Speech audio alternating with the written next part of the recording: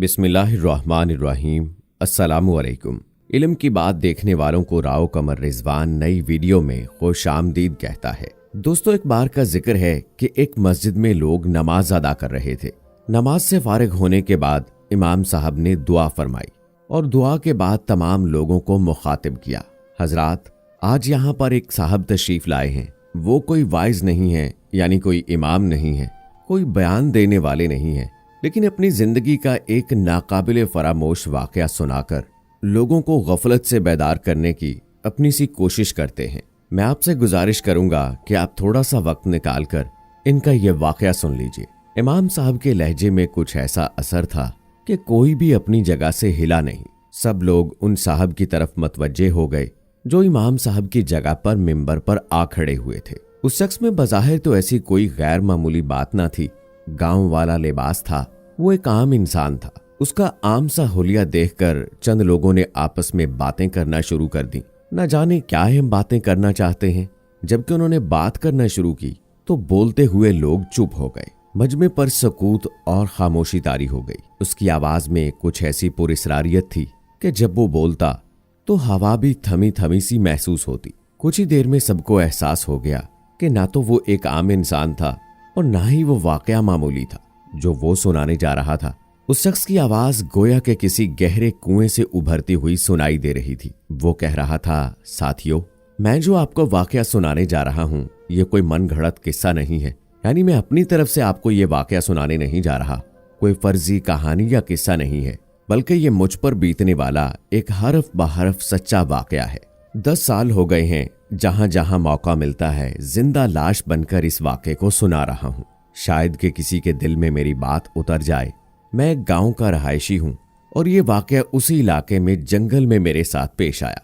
मैं गांव वालों की भेड़ बकरियां चराता था, यानी चरवाहा था मैं। ये हमारा आबाई पेशा है। एक दिन हस्बे मामूल मैं भेड़ बकरियां जंगल में लेकर गया। वो बहुत घना जंगल था जहां पर बेतहाशा दरख्त थे और चूंकि मेरी भेड़ बकरियों के लिए वहां पर बहुत ज्यादा सब्जा था तो इसीलिए मैं उसी जंगल में जाया करता था। ऐसा हुआ कि मैं एक दरख्त के नीचे चादर बिछाकर लेट गया और भेड़ बकरियों की निगरानी करने लगा। अभी कुछ ही देर गुजरी थी कि फिजा में एक हाथी की चंगाड़ उभरी और बकरियां सहम कर इधर उधर भागने लगी। मैं वो हाथी की गैर मामूली चंगाड़ सुनकर वहां से उठ खड़ा हुआ कि इस इलाके में हाथी का क्या काम, और आवाज से ऐसा लगता था कि वो कोई जंगली या पागल हाथी है। भेड़ बकरियां खौफजदा होकर एक खारदार झाड़ी के पीछे जमा होती गईं। गोया कुदरती तौर पर उन्हें अपनी हिफाजत करनी थी। आसपास दरख्त तो बेशुमार थे, लेकिन कोई भी इतना मजबूत न था कि हाथी की टक्कर सह सकता। मेरी समझ में नहीं आ रहा था कि जाऊं तो कहां जाऊं। मेरा जहन अभी इसी परेशानी का शिकार था कि अचानक जमीन यूं थरथरा उठी जैसे कि जलजला आ गया हो।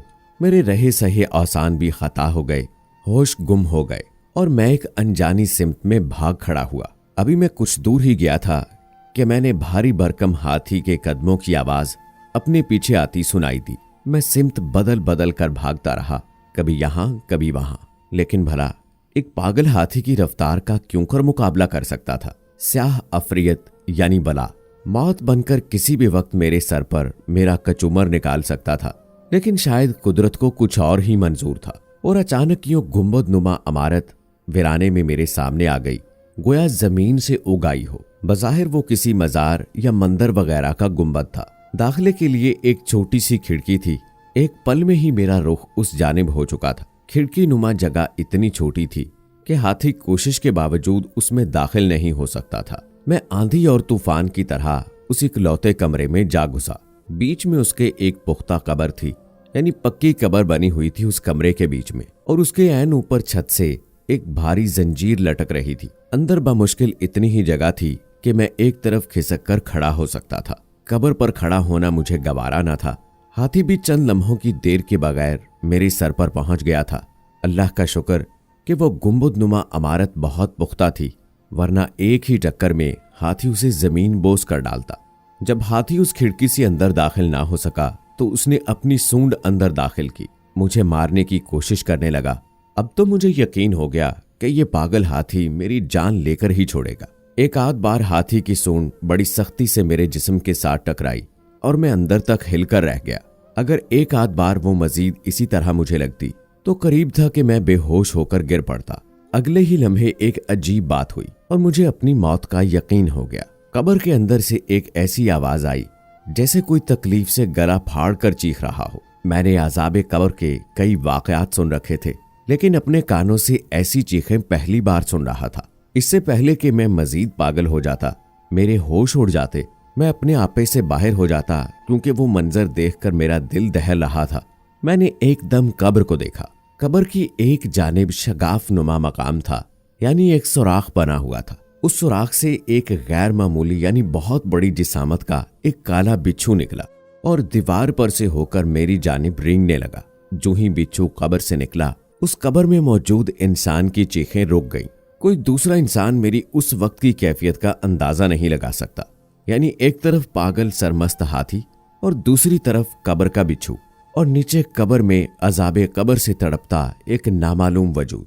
अल्लाह जाने मेरे कदमों तले क्या मामला चल रहा था। मेरी आंखों के सामने अंधेरा छा गया।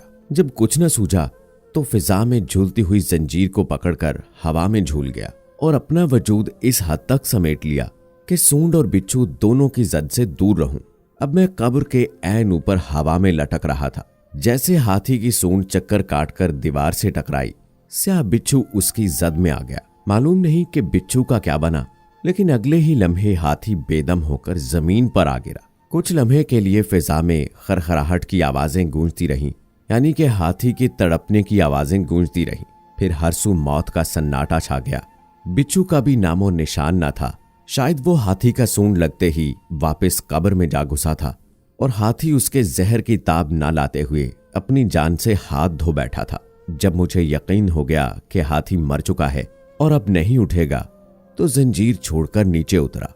जो ही मैंने खिड़की नुमा रास्ते से बाहर निकलना चाहा, तो मुझ पर इंकशाफ हुआ कि हाथी उसके सामने ऐसे आढ़ा तिरछा पड़ा था कि मुझे उसे पार करने के लिए उसके ऊपर कदम जमाना था। तमाम तर खौफ के बावजूद मैं उससे दूर जाना चाहता था और उस हाथी के ऊपर पांव रखकर गुजरने के अलावा कोई चारा ना था। हाथी की वो लाश इस कदर हैबतनाक थी कि उसकी मौत का यकीन होने के बावजूद मुझे उसके ऊपर कदम रखने की हिम्मत ना हो रही थी। ना चाहते हुए मैंने हिम्मत जमा की और उस पर पांव रखा और आगे जाने के लिए दबाव डाला ही था कि मेरा पांव उसके जिस्म में यूं उतर गया जैसे कि वो कोई मोम का बना हुआ हो। मैं अपना पांव घसीटकर और छलांग लगाकर उस हाथी को पार कर गया कि मेरा दूसरा कदम उस हाथी के जिस्म को छुए न। लेकिन उस एक लम्हे में मुझ पर जो कयामत बीती, वो कयामत तक के लिए मुझे नमूना इबरत बना गई। मैं आज भी अपनी टांग पर नजर डालता हूं तो वो सारा मंजर मेरी आंखों के सामने यूं ताजा हो जाता है जैसे कल की ही बात हो। यह कहकर उसने अपनी सीधी टांग से धोती का पल्लू ऊपर उठाया और देखने वालों ने बेइख्तियार अपनी आंखें बंद कर ली, क्योंकि टखने से लेकर घुटने तक गोश्त का नामो निशान न था और सिर्फ हड्डी नजर आ रही थी। हड्डी की टूटी फूटी टांग सबके सामने थी। पांव का बाकी हिस्सा शायद जूते ने ढांप रखा था। घुटने से नीचे पीप का उभार भी साफ दिखाई दे रहा था, यानी बस पड़ गई थी। कब्र के उस बिच्छू का इतना असर था कि हाथी को उसका छू जाना ही न सिर्फ हाथी को पानी पानी कर गया, यानी लम्हे में ही उसका पूरा जिस्म गल सड़ गया, बल्कि उस चरवाहे की टांग को भी दूसरों के लिए निशाने इबरत बना गया। वो साहब कहने लगे कि मैं आज तक अस्तगफार पढ़ता हूँ। मेरे इस वाक़े की खबर हमारे गांव के बहुत बड़े बुजुर्ग तक पहुंची। उनकी उम्र तकरीबन 100 साल है। वो मेरे पास आए और कहने लगे, क्या हुआ बेटा, कहाँ गए थे? मुझे ऐसा लग रहा था कि उन्हें मेरे वाक़े का इल्म हो गया है। मैंने कहा कि जंगल में भेड़ बकरियां चराने गया था। एक पागल हाथी मेरे पीछे लग गया। उस पागल हाथी की वजह से मैं एक खंडर नुमा इमारत में गया जहां पर एक पुख्ता कब्र थी और उस कब्र के अंदर अजाब हो रहा था, और उस कब्र के अंदर से निकलने वाले बिच्छू की वजह से वो हाथी मरा और मेरी टांग का ये हाल हुआ। मैं अपाहज हो चुका हूँ और आज तक मेरे जिस्म में उसके जहर का असर मौजूद है। वो बुजुर्ग कहने लगे कि तुम जानते हो कि वो शख्स कौन था? मैंने कहा नहीं। वो कहने लगे कि वो शख्स इस इलाके का अमीर तरीन आदमी था। उसके पास इतनी दौलत थी कि शायद ही किसी और के पास हो। ये तकरीबन 150 साल से ज्यादा पुरानी बात है। यानी तुम्हारे सामने मैं 100 साल का हूँ और मुझसे पहले वो शख्स इस पूरे गांव का सबसे बड़ा जिम्मेदार हुआ करता था। लेकिन वो बहुत ही ज्यादा जालिम था, अय्याश था उसको न सिर्फ अपनी दौलत पर घमंड था बल्कि वो औरतों की इज्जत लूटा करता था। एक दिन उसने एक पाक दामन औरत की इज्जत लूटी और यही नहीं किया बल्कि पूरे गांव के सामने उसको बेइज्जत किया और कहा कि ये फाहिशा है और ये खुद मेरे पास चलकर आई थी कि मैं इसके साथ गलत काम करूं। उस औरत का मामला तो अल्लाह ही जानता था, लेकिन जब वो आदमी मरा तो आज तुम देख रहे हो 150 साल का अरसा हो गया है और न जाने कब तक उस पर यह अजाब रहेगा। वो बिच्छू इसी तरह उसकी कब्र में जाता है और उसको अजाब देता है। बेशक ये अजाब इलाही है। मैंने उनके सामने सच्ची तौबा की क्योंकि मैं भी कोई पाकबाज इंसान नहीं था, बहुत ही गुनाहगार था। और उसके बाद से लेकर आज तक मैं सिर्फ मस्जिदों में जाता हूँ और हर शख्स के सामने ये वाकया बयान करता हूँ कि लोगों संभल जाओ, जालिम ना बनो।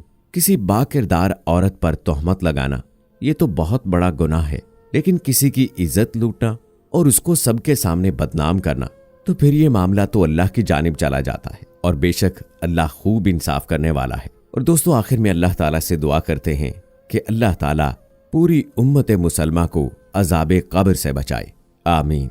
दोस्तों हमारी आज की ये वीडियो आपको कैसी लगी कमेंट सेक्शन में जरूर बताइएगा। मजीद ऐसी वीडियोस देखने के लिए हमारा चैनल इल्म की बात जरूर सब्सक्राइब कर लें। मिलते हैं अगली वीडियो में, तब तक के लिए अल्लाह हाफिज।